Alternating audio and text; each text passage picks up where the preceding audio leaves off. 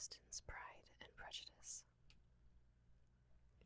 Once again, for those of you who may have missed the previous installments, I'll do my best to remember to link that so that you can catch up with us. For the rest of you, let's skip the preamble and get back into it. Chapter 11. When the ladies removed after dinner, Elizabeth ran up to her sister, and seeing her well guarded from cold, attended her into the drawing-room, where she was welcomed by her two friends with many professions of pleasure, and Elizabeth had never seen them so agreeable as they were during the hour which passed before the gentlemen appeared. Their powers of conversation were considerable. They could describe an entertainment with accuracy, relate an anecdote with humour, and laugh at their acquaintance with spirit. But when the gentlemen entered, Jane was no longer the first object. Miss Bingley's eyes were instantly turned toward Darcy, and she had something to say to him before he had advanced many steps. He addressed himself to Miss Bennet, with a polite congratulation. Mr. Hurst also made her a slight bow, and said he was very glad. But diffuseness and warmth remained for Bingley's salutation. He was full of joy and attention. The first half-hour was spent in piling up the fire, lest she should suffer from the change of room, and she removed at his desire to the other side of the fireplace, that she might be further from the door. He then sat down by her and talked scarcely to anyone else. Elizabeth, at work in the opposite corner, saw it all with great delight. When tea was over, Mr. Hurst reminded his sister-in-law of the card-table, but in vain. She had obtained private intelligence that Mr. Darcy did not wish for cards, and Mr. Hurst soon found even his open petition rejected. She assured him that no one intended to play, and the silence of the whole party on the subject seemed to satisfy her. Mr. Hurst had therefore nothing to do but to stretch himself on one of the sofas and go to sleep. Darcy took up a book. Miss Bingley did the same, and Mrs. Hurst, principally occupied in playing with her bracelets and rings, joined now and then in her brother's conversation with Miss Bennet. Miss Bingley's attention was quite as much engaged in watching Mr. Darcy's progress through his book as in reading her own, and she was perpetually either making some inquiry or looking at his page. She could not win him, however, to any conversation. He merely answered her question and read on. At length, quite exhausted by the attempt to be amused with her own book, which she had only chosen because it was the second volume of his, she gave a great yawn and said, "How pleasant it is to spend an evening in this way! I declare, after all, there is no enjoyment like reading. How much sooner one tires of anything than of a book. When I have a house of my own, I shall be miserable if I have not an excellent library." No one made any reply. She then yawned again, threw aside her book, and cast her eyes round the room in quest for some amusement. When hearing her brother mentioning a ball to Miss Bennet, she turned suddenly towards him and said, "By the by, Charles, are you really serious in meditating a dance at Netherfield? I would advise you, before you determine on it, to consult the wishes of the present party. I am much mistaken if there are not some among us to whom a ball would be rather a punishment than a pleasure." "If you mean Darcy," cried her brother, "he may go to bed, if he chooses, before it begins. But as for the ball, it is quite a settled thing, and as soon as Nicholas has made white soup enough, I shall send round my cards." "I should like balls infinitely better," she replied, "if they were carried on in a different manner. But there is something insufferably tedious in the usual process of such a meeting. It would surely be much more rational if conversation instead of dancing were made the order of the day." "Much more rational, my dear Caroline, I dare say, but it would not be near so much like a ball." Miss Bingley made no answer, and soon afterwards she got up and walked about the room. Her figure was elegant, and she walked well. But Darcy, at whom it was all aimed, was still inflexibly studious. In the desperation of her feelings she resolved on one effort more, and turning to Elizabeth, said, "Miss Eliza Bennet, let me persuade you to follow my example and take a turn about the room. I assure you it is very refreshing after sitting so long in one attitude." Elizabeth was surprised, but agreed to it immediately. Miss Bingley succeeded no less in the real object of her civility. Mr. Darcy looked up. He was as much awake to the novelty of attention in that quarter as Elizabeth herself could be, and unconsciously closed his book.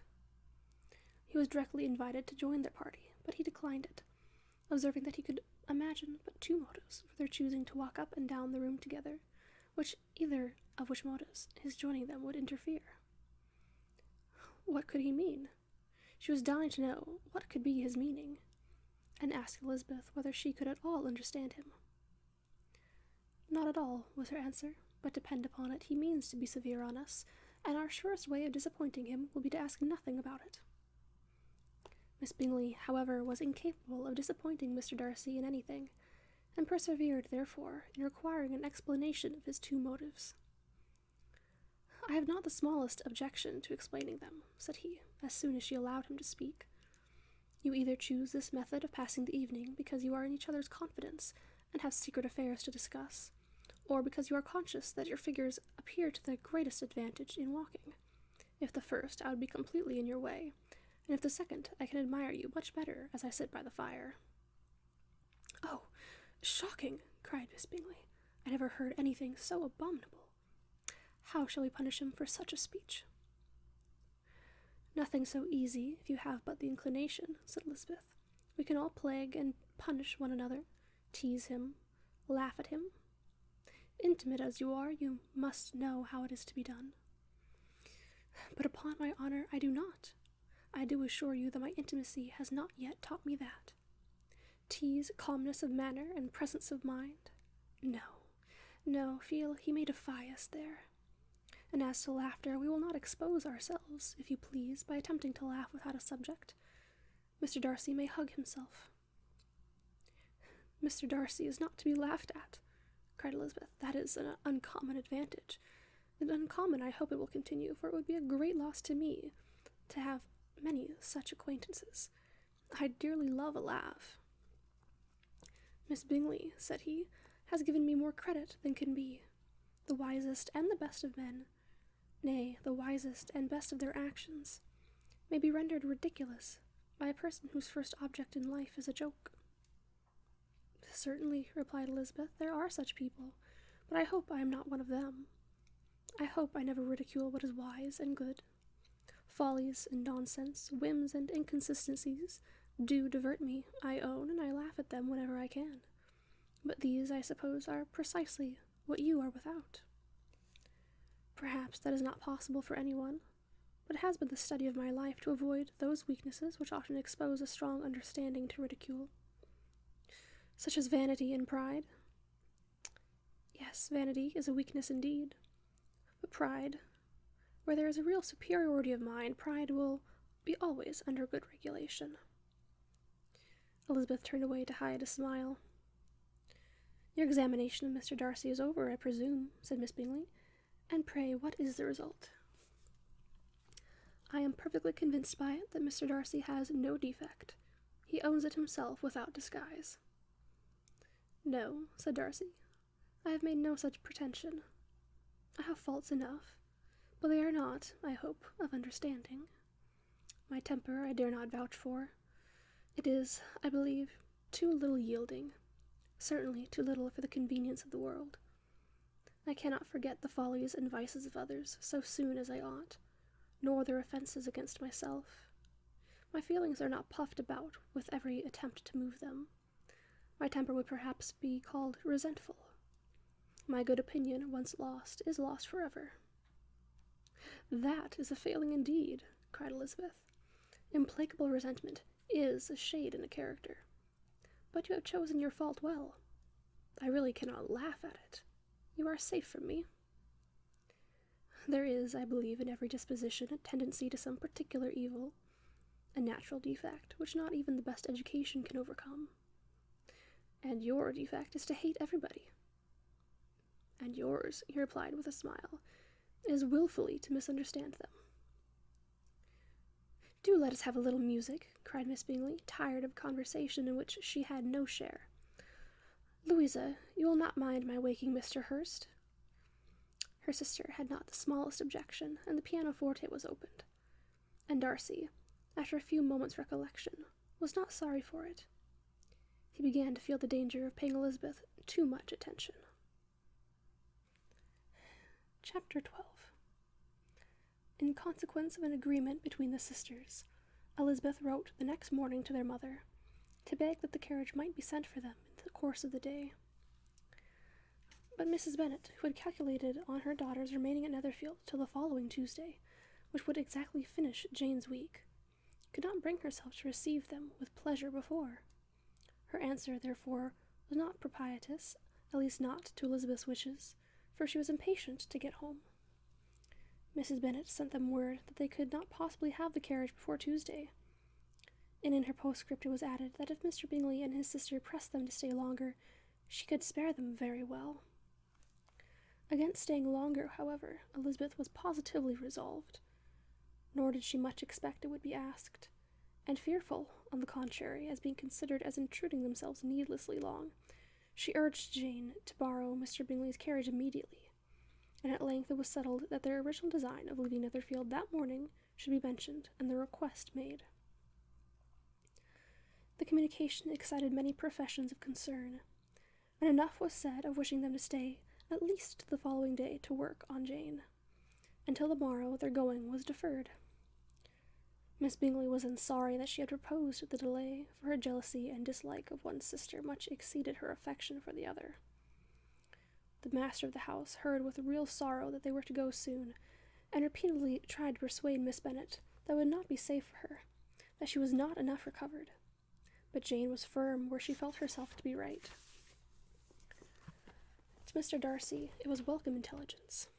Elizabeth had been at Netherfield long enough. She attracted him more than he liked, and Miss Bingley was uncivil to her, and more teasing than usual to himself. He wisely resolved to be particularly careful that no sign of admiration should now escape him, nothing that could elevate her with the hope of influencing his felicity. Sensible that if such an idea had been suggested, his behavior during the last day must have material weight in confirming or crushing it. Steady to his purpose, he scarcely spoke 10 words to her through the whole of Saturday, and though they were at one time left by themselves for half an hour, he had adhered most conscientiously to his book, and would not even look at her. On Sunday, after morning service, the separation, so agreeable to almost all, took place. Miss Bingley's civility to Elizabeth increased at last very rapidly, as well as her affection for Jane, and when they parted, after assuring the latter of the pleasure it would always give her to see her either at Longbourn or Netherfield, and embracing her most tenderly, she even shook hands with the former. Elizabeth took leave of the whole party in the liveliest of spirits. They were not welcomed home very cordially by their mother. Mrs. Bennet wondered at their coming, and thought them very wrong to give so much trouble, and was sure Jane would have caught cold again. But their father, though very laconic in his expressions of pleasure, was really glad to see them. He had felt their importance in the family circle. The evening conversation, when they were all assembled, had lost much of its animation, and almost all its sense, by the absence of Jane and Elizabeth. They found Mary, as usual, deep in the study of Thoroughbass and human nature, and had some extracts to admire, and some new observations of threadbare morality to listen to. Catherine and Lydia had information for them of a different sort. Much had been done, and much had been said in the regiment since the preceding Wednesday. Several of the officers had dined lately with their uncle, a private had been flogged, and it had actually been hinted that Colonel Forster was going to be married. Chapter 13. "I hope, my dear," said Mr. Bennet to his wife, as they were at breakfast the next morning, "that you have ordered a good dinner today, because I have reason to expect an addition to our family party." "Who do you mean, my dear? I know of nobody that is coming, I am sure, unless Charlotte Lucas should happen to call in, and I hope my dinners are good enough for her. I do not believe she often sees such at home." "The person of whom I speak is a gentleman and a stranger." Mrs. Bennet's eyes sparkled. "A gentleman and a stranger!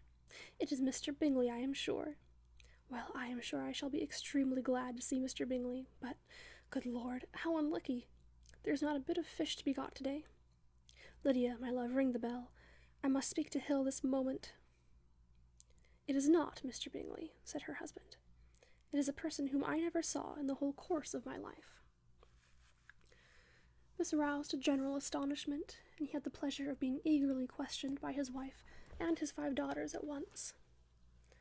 After amusing himself some time with their curiosity, he thus explained: "About a month ago I received this letter.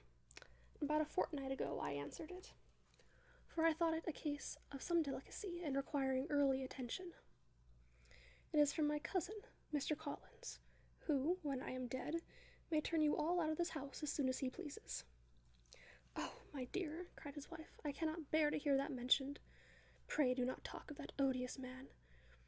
I do think it is the hardest thing in the world, that your estate should be entailed away from your own children, and I am sure, if I had been you, I should have tried long ago to do something or other about it." Jane and Elizabeth tried to explain to her the nature of an entail. They had often attempted to do it before, but it was a subject on which Mrs. Bennet was beyond the reach of reason. She continued to rail bitterly against the cruelty of settling an estate away from a family of 5 daughters, in favor of a man whom nobody cared anything about. "It certainly is a most iniquitous affair," said Mr. Bennet, "and nothing can clear Mr. Collins from the guilt of inheriting Longbourn. But if you will listen to his letter, you may perhaps be a little softened by his manner of expressing himself."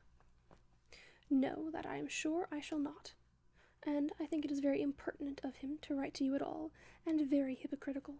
I hate such false friends. Why could he not keep on quarrelling with you as his father did before him?" "Why, indeed? He does seem to have had some filial scruples on that head, as you will hear. Dear Sir, the disagreement subsisting between yourself and my late honoured father always gave me much uneasiness, and since I have had the misfortune to lose him, I have frequently wished to heal the breach. But for some time I was kept back by my own doubts, fearing lest it might seem disrespectful to his memory for me to be on good terms with anyone with whom it had always pleased him to be at variance. There, Mrs. Bennet. My mind, however, is now made up on the subject, for having received ordination at Easter, I have been so fortunate as to be distinguished by the patronage of the Right Honourable Lady Catherine de Bourgh, widow of Sir Louis de Bourgh, whose bounty and beneficence has preferred me to the valuable rectory of this parish, where it shall be my earnest endeavour to demean myself with grateful respect toward her ladyship, and be ever ready to perform those rites and ceremonies which are instituted by the Church of England.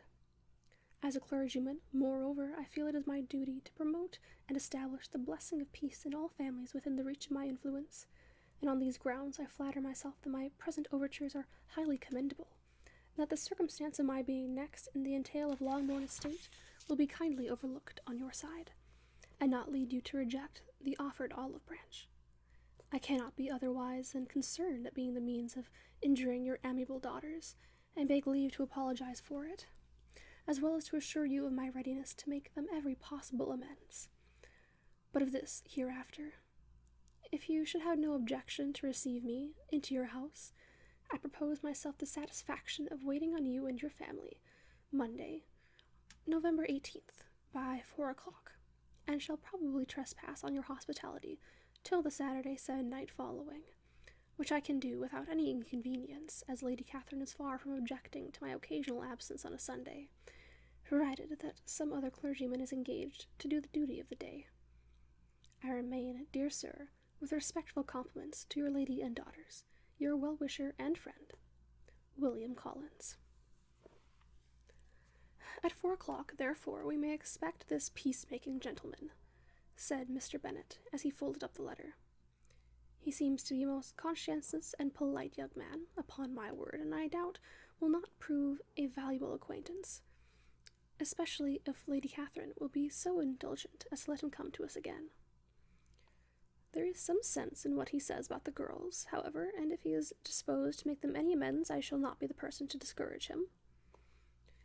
Though it is difficult, said Jane, to guess in what way he can mean to make us the atonement he thinks our due, the wish is certainly to his credit.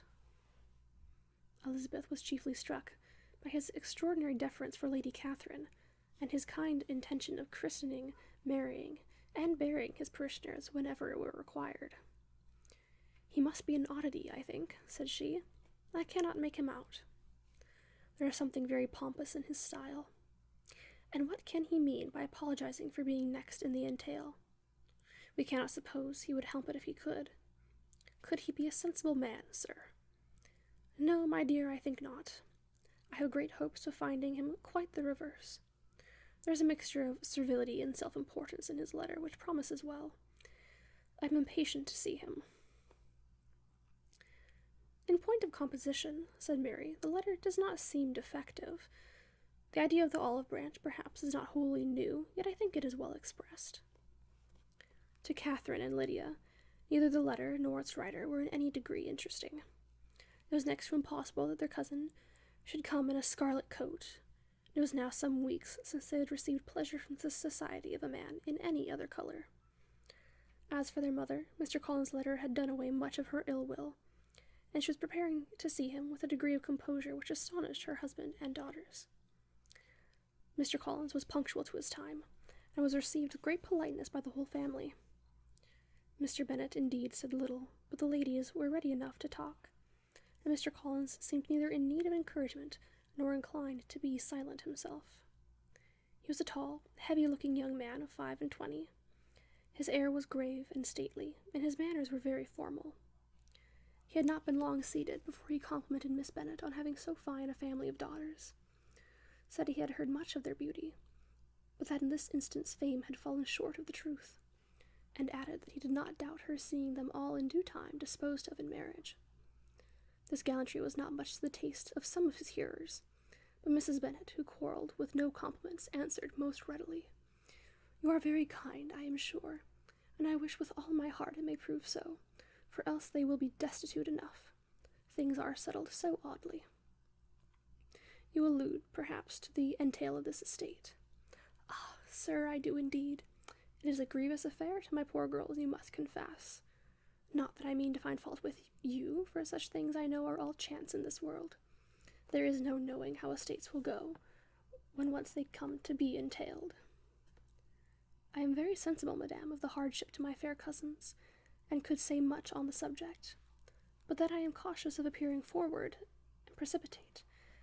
But I can assure the young ladies that I come prepared to admire them. At present I will not say more, but perhaps when we are better acquainted." He was interrupted by a summons to dinner, and the girls smiled on each other. They were not the only objects of Mr. Collins's admiration. The hall, the dining room, and all its furniture were examined and praised, and his commendation of everything would have touched Mrs. Bennet's heart, but for the mortifying supposition of his viewing it all as his own future property. The dinner, too, in its turn was highly admired, and he begged to know to which of his fair cousins the excellency of its cooking was owing. But he was set right there by Mrs. Bennet, who assured him with some asperity that they were very well able to keep a good cook, and that her daughters had nothing to do in the kitchen. He begged pardon for having displeased her. In a softened tone she declared herself not at all offended, but he continued to apologize for about a quarter of an hour. And we'll end there for today. Thank you so much for watching, and I hope to see you all in the next Pride and Prejudice video.